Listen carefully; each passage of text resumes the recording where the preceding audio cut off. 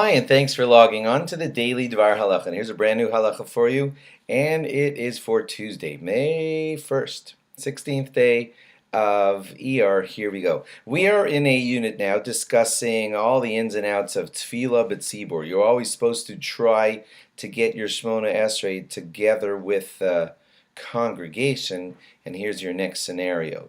You get to Shul, you're running really late, and by the time you get going or anywhere near the Shmoneh Esrai, all the many men who are saying Shmoneh Esrai are near completing Shmoneh Esrai. So to jump in then is kind of no good because the tefillah of the congregation has ended. They've all finished their Shmoneh Esrai. How could you then have tefillah with the minyan if the last minyan that you got and you're running terribly late has finished Shmoneh Esrai? There is one last hope. According to a lot of poskim, what you could do is you could start to say your quiet Shmoneh Esrai exactly together with the chazan as he begins the repetition of the Shmoneh Esrai. I just got to say as an aside, this of course is not going to work at Ma'ariv time when there is no repetition of the Shmoneh Esrai, but at Mincha or at Shachris where there is a repetition of the Shmoneh Esrai, you could just word for word say the Shmoneh Esrai along with the Chazan, and that, according to a lot of rabbis, kind of counts as tefillah with the congregation. I'll tell you why.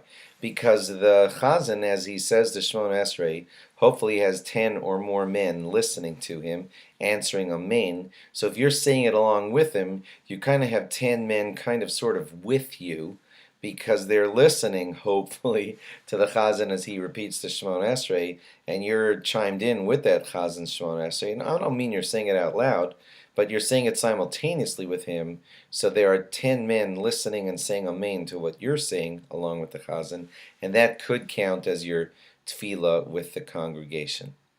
If you're doing that, you should try to stick with him lockstep. Hopefully he won't be speeding. You say your Shmoneh Esrai along with him at the same speed.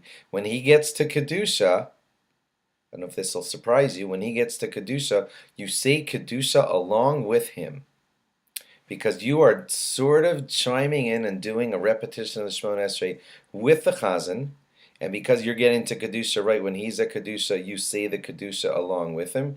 And if you could manage to do it, it would be appropriate for you to stick with him lockstep all the way till the end of the Shmoneh Esrai. Now that's not always practical. He may be going faster than you could go.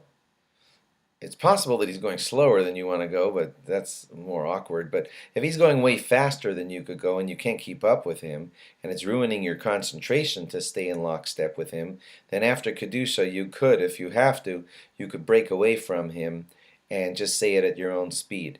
But sticking with the Chazan in general and saying it generally with him is your best bet if you missed saying it with 10 men who were saying the Shmoneh Esrai. At least you could say it with 10 men who were listening to the Chazan Shmoneh Esrai, and you'll say it along with him. Incidentally, when he gets to Modim, if you're not at Modim with him, you should at least bow at that point, along with the bow of the Chazan. That is appropriate if you're in the middle of a paragraph, and that's how you should proceed if you're really late for davening.